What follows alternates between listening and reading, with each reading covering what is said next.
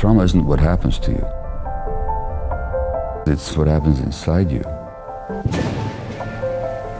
It's when you're alone with your pain and sadness, so you can't process it and move through it.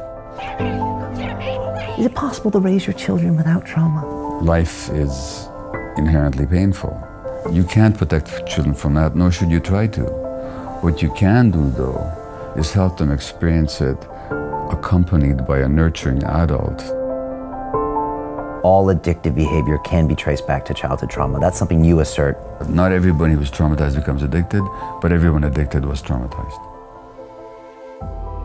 My major addiction has been to work. The work is so seductive precisely because it's so appreciated by the world. If I think I'm not enough, then I want more and more validation for the world that I'm enough. And my wife said to me, look, you gotta realize you're a workaholic because I'm not putting up with it anymore. So I really had to make a decision. I definitely struggle with this problem. In August, I had 2 weeks off and I couldn't be the holiday dad. I'm not sure that you want to stay that way for the rest of your life because you got these 2 young kids. What's the message to them? And that is restless. That it's their fault. Yeah, that's somehow they're not adequate.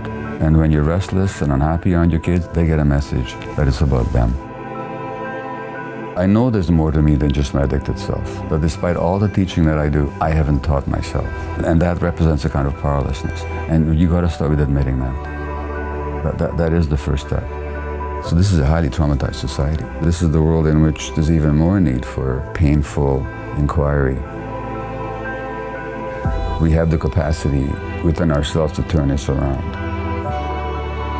The answers are all within you. And if you need guidance, it's not how to negotiate the world out there. It's how to negotiate the world within.